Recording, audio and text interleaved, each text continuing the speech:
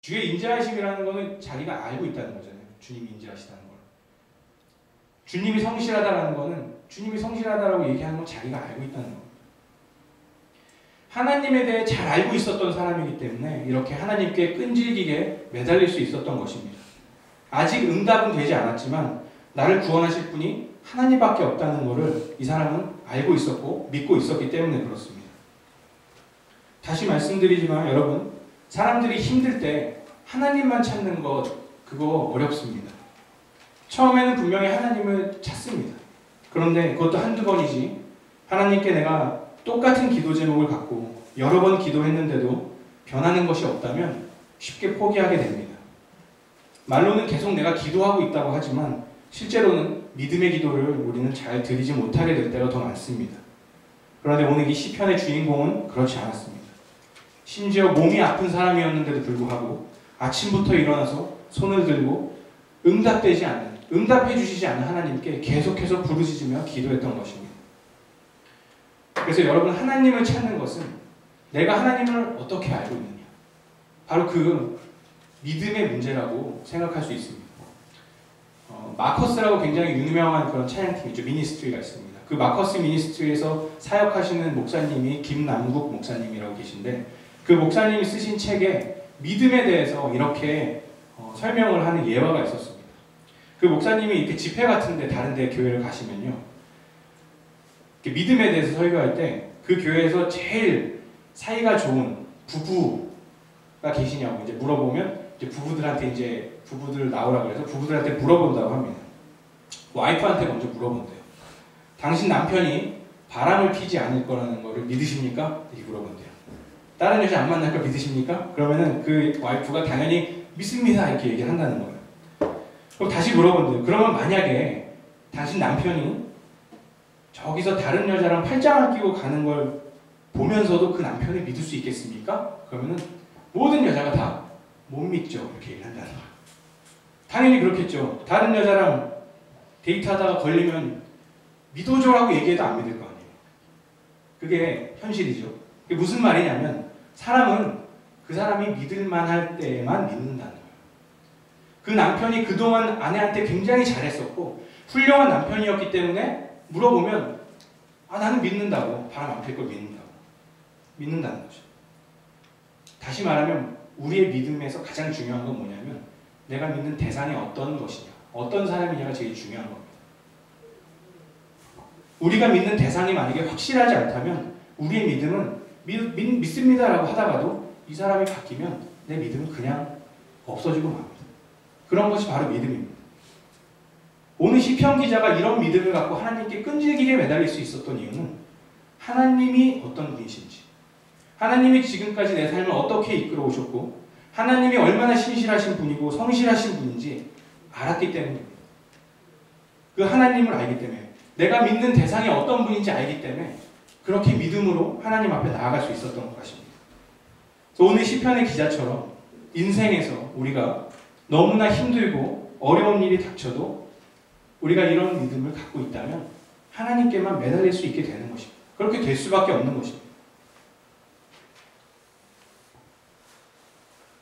1절에 하나님은 구원을 베푸시는 분이라고 그랬고요.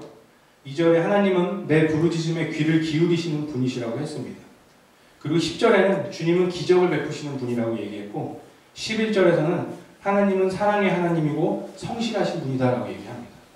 하나님이 응답 하나도 안 해주셨습니다.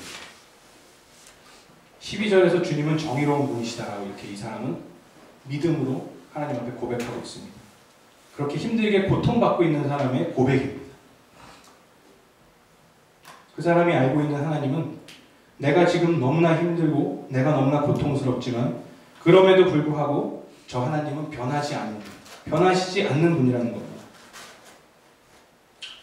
여러분에게 하나님은 어떤 분이십니까? 제가 이 질문을 여러분들에게 드리고 싶습니다. 그렇다면 여러분에게 하나님은 어떤 분이십니까? 여러분은 하나님을 어떻게 알고 계십니까? 저에게 있어서 하나님은 저를 구원하신 분이시고 또 앞으로도 저를 구원하실 수 있는 분이시고 또 저의 가장 좋은 아버지이시고 너무 사랑이 많으셔서 저를 한없이 품어주시기도 하지만 때로는 아주 근엄하게 저를 혼내시기도 하는 그런 분이 바로 저희 하나님입니다. 오늘 시편의 기자는 하나님은 진노하시는 분이라고도 말했습니다. 그렇죠? 맞습니다. 하나님은 특별히 죄에 대해서 진노하십니다. 만약에 우리가 그 하나님에 대해서 안다면, 하나님이 그런 분이시라는 걸 안다면 우리는 죄에 대해서도 절대로 가볍게 생각할 수 없겠죠. 우리는 우리가 믿는 대로 살기 때문에 그렇습니다. 하나님이 죄를 미워하신다면 우리도 죄를 미워하는 사람이 되는 것이 당연한 것입니다. 그게 바로 믿음입니다. 그런 믿음이 하나님께 매달리게 되고 내가 죄를 짓지 않게 되고 내가 하나님 앞에 더 나아갈 수 있게 되는 것입니다. 예수님이 하신 말씀을 한번 좀 보면 좋을 것 같습니다. 누가복음 18장 1절에서부터 8절을 좀 PPT로 띄워주실까요? 여기 과부와 재판장의 비유를 예수님이 말씀하십니다. 제가 한번 읽겠습니다. 과부와 재판관의 비유. 예수께서 그들에게 늘 기도하고 낙심하지 말아야 한다는 뜻으로 비유를 하나 말씀하셨다. 어느 도시에 하나님을 두려워하지 않고 사람도 존중하지 않는 어떤 재판관이 있었다. 그 도시에 과부가 한 사람이 있었는데 그는 그 재판관에게 줄곧 찾아가서 내 적대자에게서 내 권리를 찾아주십시오 하고 졸랐다. 그 재판관은 한동안 들어주려고 하지 않다가 얼마 뒤에 이렇게 혼자 말하였다. 내가 정말 하나님을 두려워하지도 않고 사람을 존중하지도 않지만 이 과부가 나를 이렇게 귀찮게 하니 내가 그의 권리를 찾아줘야겠다. 그렇게 하지 않으면 그가 자꾸만 찾아와서 나를 못 견디게 할 것이다. 주님께서 말씀하셨다. 너희는 이 불의한 재판관이 무엇라 말하였는지 귀담아 들어라. 하나님께서 자기에게 밤낮으로 부르짖는 택하신 백성의 권리를 찾아주지 않으시고 모른 채 하고 오래 그들을 내버려 두시겠느냐. 내가 너희에게 말한다. 하나님께서는 얼른 그들의 권리를 찾아주실 것이다. 그러나 인자가 올 때에 세상에서 믿음을 찾아볼 수 있겠느냐. 아멘. 1절에서 늘 기도하고 낙심하지 말라는 말은 예수님이 그 전에 그 17장에 하신 말씀과 뒤의 말씀과 연결이 되는데 예수님 믿는 일이 힘들다는 것입니다. 낙심이 된다는 것은 특별히 예수님이 다시 오시는 것, 예수님이 재림을 기다리다가 낙심하게 될 때가 우리는 많이 있기 때문입니다. 그런데 우리가 끈질기게 하나님을 붙잡아야 하는 이유는 하나님이 그 기도에 응답하시는 분이다라는 것입니다. 불의한 재판관도 나쁜 재판관이었잖아요. 세상에서 있는 저 나쁜 재판관도 끈질기게 요청하는 과부의 부탁을 들어주는데 하물며 하나님이 들어주시지 않겠느냐라는 그런 말씀입니다. 여러분 이해가 되시나요? 하나님은 그런 분이십니다. 그러니까 우리가 하나님께 매달릴 때 하나님은 분명히 우리의 기도를 들어주시는 분입니다. 그런데 중요한 것이 8절에 있습니다. 여러분 8절을 보시면 그러나 인자가 올 때에 세상에서 믿음을 찾아볼 수 있겠느냐. 예수님이 다시 오실 때 그런 믿음을 찾기가 어렵다는 것입니다. 하나님께 이렇게 매달리는 믿음. 아까 재판관한테 그렇게 끈질기게 매달렸던 과부 같은 그런 믿음 가진 사람을 찾기가 어렵다는 것입니다. 하나님만 의지하는 사람, 하나님께만 매달리는 사람, 힘들고 고통 속에서도 주님만을 찾는 사람들이 마지막 때에는 그렇게 많지 않을 거다라는 것. 저는 여러분들에게 이 믿음을 권면합니다. 고통 속에서 주님만 바라보는 믿음, 그리고 주님께만 매달리는 믿음, 힘들 때뿐만 아니라 우리의 모든 삶 속에서 주님만 붙드는 그런 믿음을 갖게 되기를 축복합니다. 바로 전장인 누가복음 17장에서 예수님 다시 오실 때를 어떻게 설명했냐면 노아가 방주에 들어갈 때랑 비슷하다고 얘기합니다. 그때처럼 사람들이 먹고 마시고 장가들고 시집갈 때와 똑같다라고 말씀을 하셨습니다. 여러분 우리 삶이 무엇 때문에 힘이 들고 고통이 올까요? 다 먹고 사는 것 때문 아닙니까? 학생 때는 학교가 저에게 고통을 주고 졸업하고 난 다음에 잡고하는 거 아닌가요? 그 다음에 결혼입니다. 장가가고 시집가는 거. 그런데 성경이 이야기하는 것은 우리가 그것들 때문에 고통당할 수도 있고 아니면 그것들을 우리가 지나갈 때 주의해야 한다는 것입니다. 하나님을 붙잡게 되지 않을 수 있기 때문에 그렇습니다. 하나님을 의지하지 않게 될 수 있기 때문에 그렇습니다. 예수님이 말씀하셨습니다. 내가 다시 올 때 믿음을 찾아볼 수 있겠느냐. 하나님께 끊임없이 매달리는 믿음을 가지시기를 예수님의 이름으로 축복합니다. 한편으로 저는 오늘 이 시편이 찬송시라는 것에 대해 굉장히 놀랐습니다. 아까 말씀드린 것처럼 리릭이라고 했잖아요. 가사잖아요. 장르가 있는데 여러 가지 장르가 있습니다. 근데 이 시가 찬송시래요. 하나님을 찬송하는 시. 저는 당연히 애가일 줄 알았습니다. 애가가 뭔지 아시나요? 애가는 슬픈 노래거든요. 거기 뭐 메사야에 관련된 노래도 있고, 그 다음에 뭐 시온에 대한 노래도 있고, 위즈덤에 대한 그런 노래도 있습니다. 장르가 막 있는데 오늘 저희가 읽은 것이 찬송이라고 합니다. 근데 저는 이렇게 고통스럽고 슬픈 이야기가 어떻게 애가가 아니고 찬송이 될 수가 있나 이런 생각이 들더라고요. 근데 계속 말씀을 준비하면서 드는 생각이 이거 찬송이 맞구나. 이 사람의 믿음과 고백을 볼 때 이거 하나님 찬송하는 게 맞구나 하고 이렇게 깨달아졌습니다. 고통 속에서도 하나님의 인자하심을 믿고 부르짖는 자, 슬픔 속에서도 구원의 하나님께 매달리는 자, 얼마나 아름다운 믿음의 사람입니까? 비록 우리는 이 사람의 결과가 어떻게 되었는지는 알지 못하지만 하나님이 그 기도를 들어주셔서 잘 해결이 되었을 수도 있고 아니면 그대로 계속 힘든 상황이 이어졌을 수도 있지만 한 가지 분명한 것은 하나님을 신뢰하고 하나님을 구원자로서 믿고 계속해서 하나님께 매달렸던 이 사람을 하나님은 기뻐하셨을 것이라는 겁니다. 이것이 바로 하나님께 찬송이 된다는 것입니다. 저렇게 힘든데 응답이 없는 것 같은데도 하나님만 붙잡는 사람을 하나님이 어떻게 사랑하지 않을 수 있겠습니까?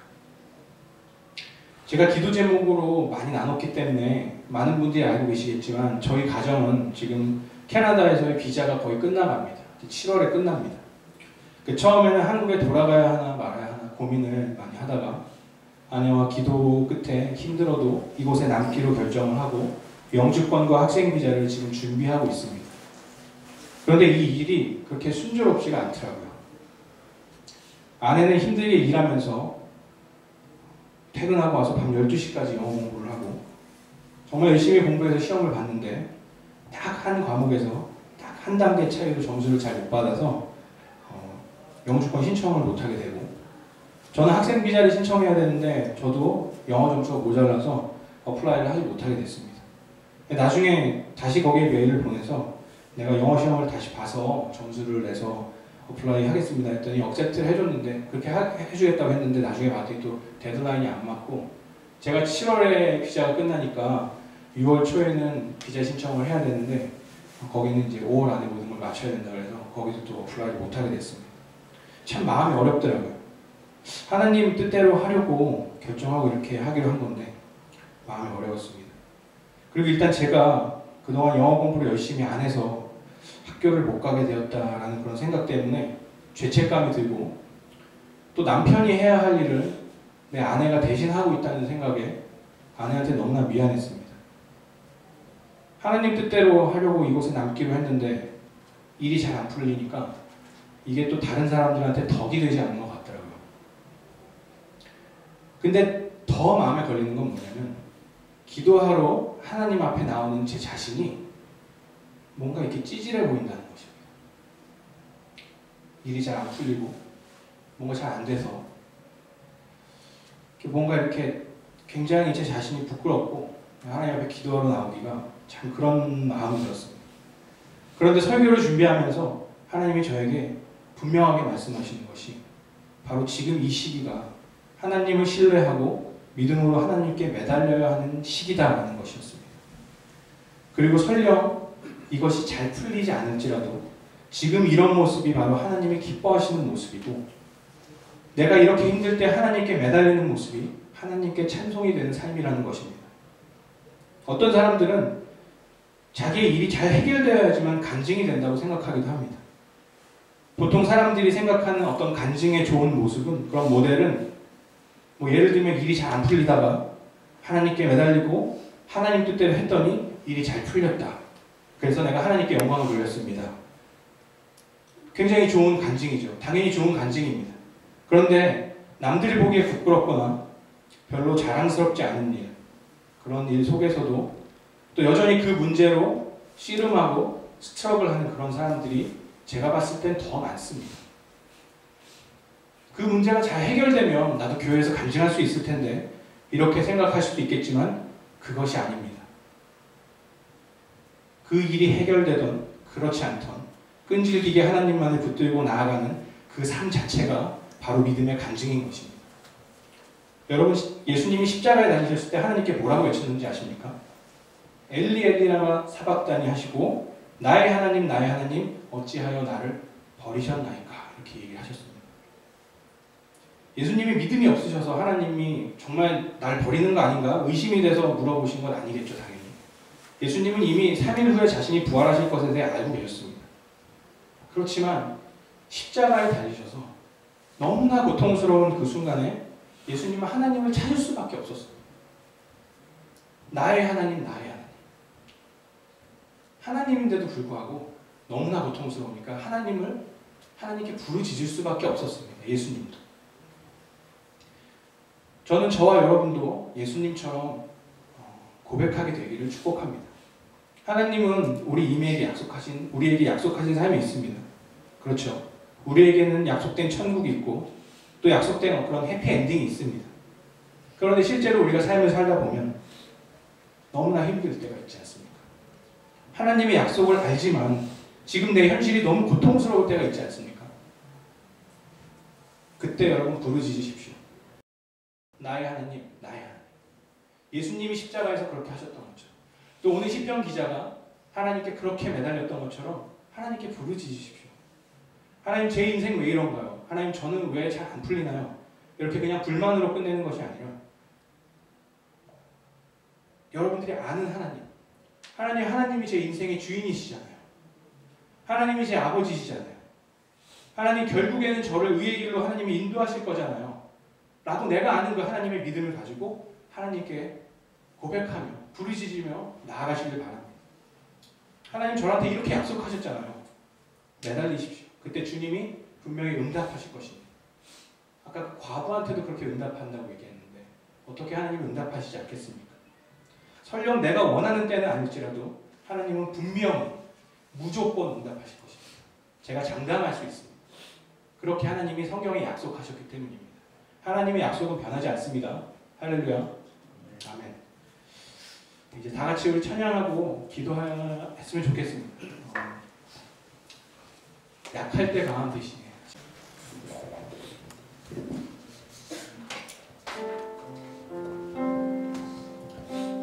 주님을 향한 여러분의 고백이 되었으면 좋겠습니다.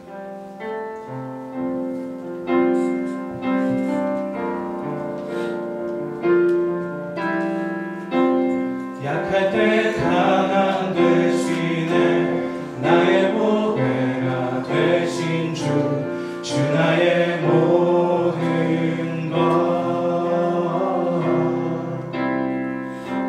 주 안에 있는 보물을 나는 포기할 수 없네. 주 나의 모든 것.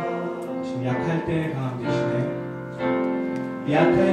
강한 대신에 나의 보배가 되신 주 나의 모든 것,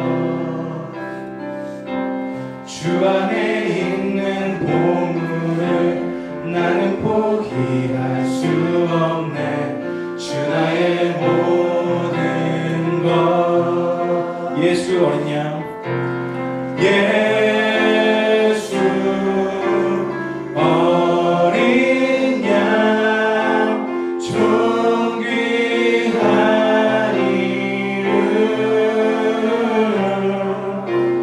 예수 어린 양 존귀한 이름. 십자가 죄사하셨네. 십자가 죄사하셨네.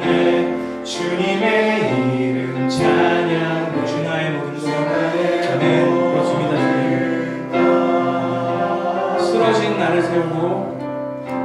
쓰러진 나를 세우고 나의 빈잔을 채우네.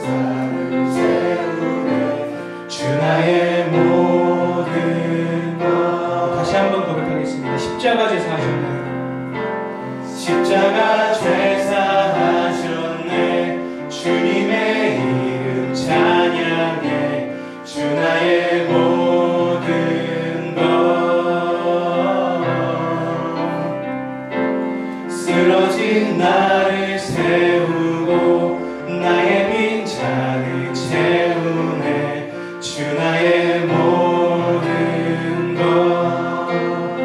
예수 어린 양 예수 어린 양 존귀한 이름 예수 어린 양 존귀한 이름. 네, 다시 눈을 감고 기도하겠습니다. 1절 2절 말씀 좀 생각하며 기도했으면 좋겠습니다. 여호와 내 구원의 하나님, 내가 부르짖습니다.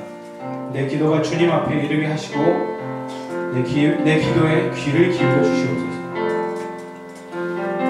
여러분이 이렇게 고백하실 때 주님이 이렇게 응답하실 것입니다. 이를 행하시는 여호와, 그것을 만들며 성취하시는 여호와, 그의 이름을 여호와라 하는 이가 이와 같이 이르시도다. 너는 내게 부르짖으라. 내가 내게 응답하겠고 내가 알지 못하는 크고 은밀한 일은 내게 보이리라. 여러분, 하나님께 부르짖는 것은 결코 창피한 일이 아닙니다. 소리 지르라고 이야기하는 것이 아닙니다. 하나님이 나의 주님이라는 것을 여러분 고백하는 것입니다. 여러분, 특별히 오늘 내가 안고 있는 어떤 오래된 문제가 있다면, 기도했지만 포기했던 어떤 그런 것들이 있다면 이 시간 다시 한번 하나님 앞에 좀 간구하며 나아갔으면 좋겠습니다. 같이 함께 기도하시겠습니다. 주님,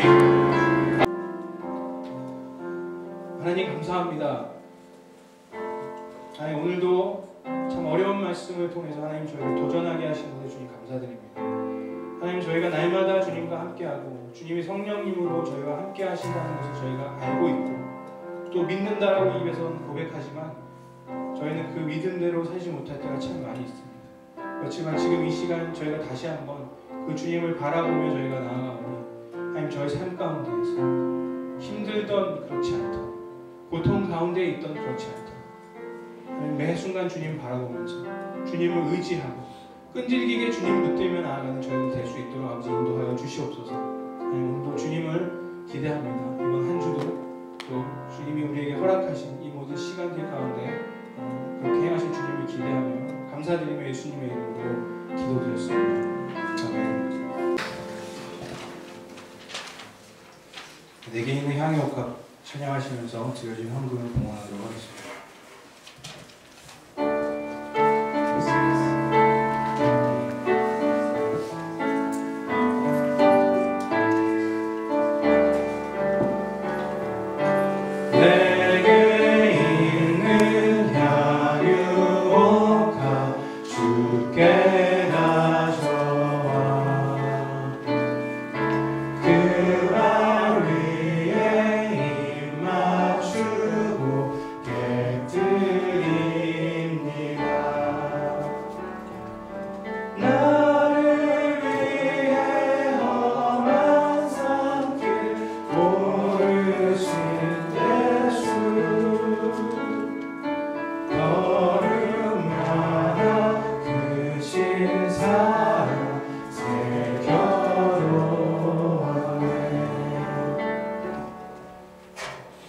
기도하고 주기도문으로 예배를 마치겠습니다.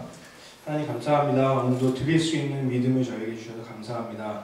하나님, 또 저에게 허락하신 재정으로 이것이 하나님 일에 사용될 수 있게 하셔서 주님 감사합니다. 하나님, 이 모든 것 주님 뜻대로 주님 사용하여 주시고, 하나님, 저희가 준비하고 있는 교회 안에서의 선교와 또 교회 안에서의 그 재정의 모든 부분도 주님 넉넉히 부어주시고, 또 하나님 주님 일을 감당하는데 저희가 부족함이 없도록 하나님 함께하여 주시옵소서. 감사드리며 예수님의 이름으로 기도드렸습니다. 하늘에 계신 우리